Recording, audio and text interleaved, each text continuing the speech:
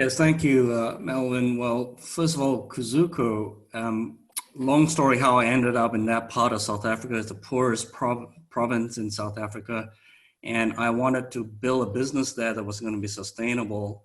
Long story how we ended up doing this. I know nothing about hospitality. I know nothing about game, you know, and it was just working with really good partners. So with this particular project, it was in a region of 85% unemployment and 30% HIV/AIDS. Mm. And as a philanthropist, I felt that I could build a school, I could build a clinic, I could build an orphanage. And I know that all those three things are good things to do and we need to do a lot more of. But I knew doing those three things was easy for me and in the end wasn't going to change anything.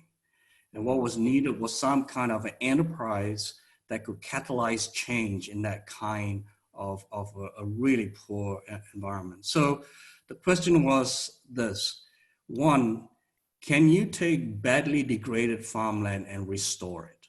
It was a question that I asked and nobody could give me an answer. So we went out and bought 40,000 acres of degraded farmland to convert to revert it back to nature. Secondly, can you then bring big game into the park and that they will survive and they will breed? Again, we didn't know.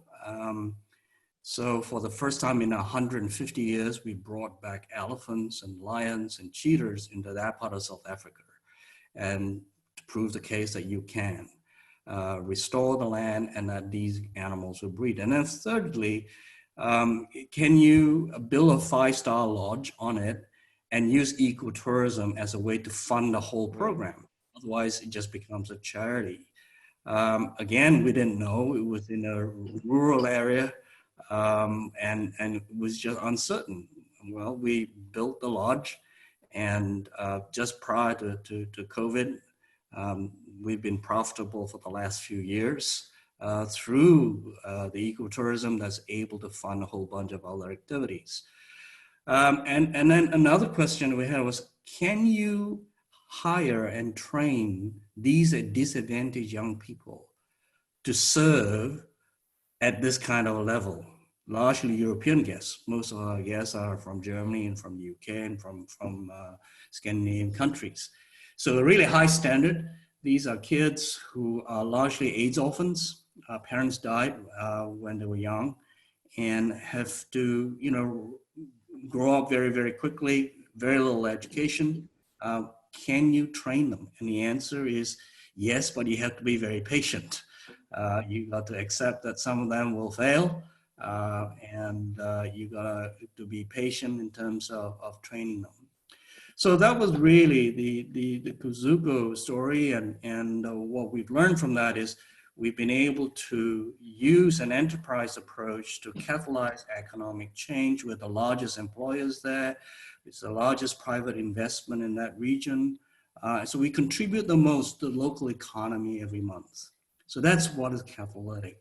And then you can use that profit, one, to upskill and train disadvantaged young kids who you would normally not get that kind of opportunity. And use the profit also to fund conservation. So we run conservation programs for elephants, for mountain zebras, for rhinos, and now particularly for cheetahs. We've got a big program because all the cheetahs in South Africa are inbred, and we have a target to breed new genetics, and these are some of our new offsprings, and we'll be relocating them into other game parks in South Africa to introduce new genetics into the cheetah population. And beyond that, we probably do this in Central Africa too. And what we learned from that is you cannot do conservation in silos. You cannot just have a charity that says, save the lion, save the orangutan, save the lion, elephants, and so on. Because if the people around your parks are poor and hungry, they will shoot your elephants. They will chop your trees and your forests. And so you have to address the hunger issue if you want to be successful with conservation. So that's one of the things we learned there. Then you mentioned Silulo. And also part of this program, we have I fenced off 1,500 acres to put non-dangerous animals on. We have an educational park there. And guests are given the chance to donate to the Kuzuko Foundation. And we use that money to bus in children for a day to learn about conservation, to then walk with these non-dangerous games. And they can walk with giraffes on foot because there are no lions and no predators there. And it is a really, really fantastic way to educate children about conservation. Silulo was started in about 2008. We funded them around that time by Luvuyo Rani, a really talented ex-teacher who wanted to provide computer training for the township. These are largely kids in the townships without computer literacy. And started out with one outlet. What they do is they provide a 6-month course so that people will have a Microsoft certificate at the end of that. But it's not free, they have to pay.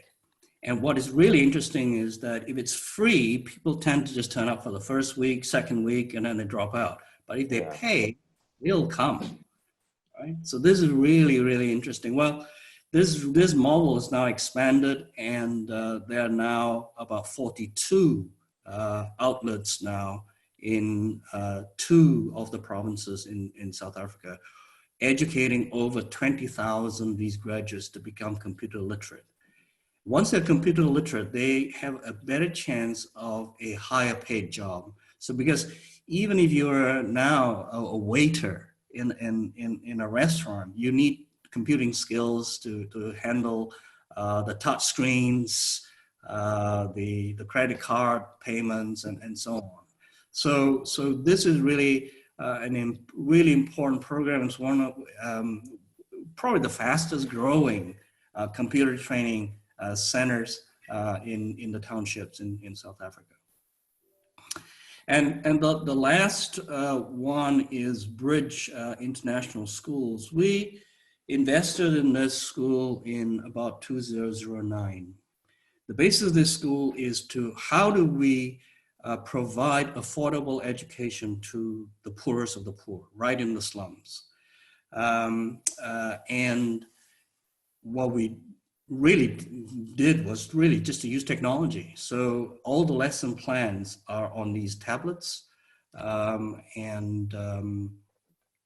the teachers are trained, and we charge parents $5 per child per month for primary school education. And parents pay us by mobile money, and we pay teachers by mobile money, and we pay suppliers by mobile money.